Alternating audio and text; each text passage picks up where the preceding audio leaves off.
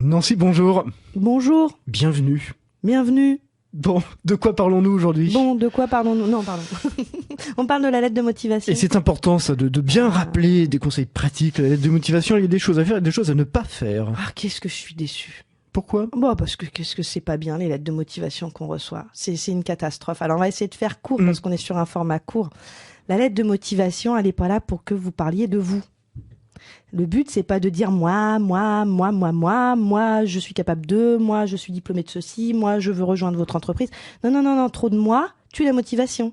Une lettre de motivation doit, entre autres, nous expliquer les raisons pour lesquelles vous êtes motivé pour le poste. Alors, on va éviter, je pourrais vous en emmener des perles, hein, parce que j'en ai quand même des assez corsés. On va éviter les lettres de motivation qui commencent par « Bonjour, votre poste m'intéresse parce que je voudrais m'installer en Bretagne ». Oui. C'est pas une motivation, ça. Non. Hein, on est bien d'accord. Tout à fait. Donc voilà, si on demande une lettre de motivation, c'est qu'il y a une raison. Et le fait que vous vouliez vous installer en Bretagne, c'est vrai, c'est important puisqu'on propose un poste en Bretagne. Là-dessus, c'est bon. Mais c'est quand même pas ça qui va nous faire penser que vous avez envie de travailler avec nous. Non. Non, vous avez surtout envie de vous installer en Bretagne. Alors on a ça, on a des gens qui nous écrivent, qui commencent des lettres de motivation en nous disant des choses du style oui, votre poste m'intéresse parce que c'est un secteur qui paye bien.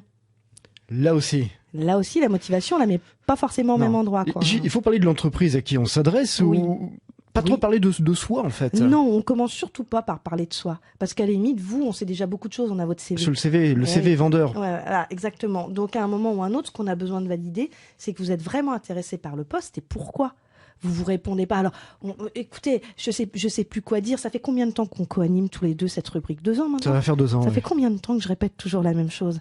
J'ai des lettres de motivation, elles font 4 lignes. Mais véridique. Hein. Oui, mais ça, c'est pas évident, justement. Quelle est la bonne longueur? Une page, on est d'accord? Il y a 3 paragraphes, généralement. Le paragraphe passerelle qui explique pourquoi, justement, entre ce poste et moi, ça peut matcher. D'accord. Et puis, bien sûr, le dernier paragraphe qui propose un entretien, une rencontre éventuelle pour détailler ensemble le parcours. D'accord? Voilà, 3 paragraphes, pas 3 lignes, pas 4 lignes. On a de tout. On a des trucs qui ont été faits copier-coller. Les gens un des recrutements que j'ai en cours, c'est responsable qualité, sécurité, environnement. Les gens me répondent comme quoi ils veulent bien être contrôleurs de qualité. C'est pas la même chose. Je veux dire, ça dénote vraiment une désorganisation, voire même un laisser-aller. Enfin, on s'applique à bien la faire en quelques secondes manuscrite ou ça peut être fait par ordinateur? Non, ça peut être fait par ordinateur. Par contre, signer là, c'est pareil. Oui, c'est sympa forcément. aussi, quoi.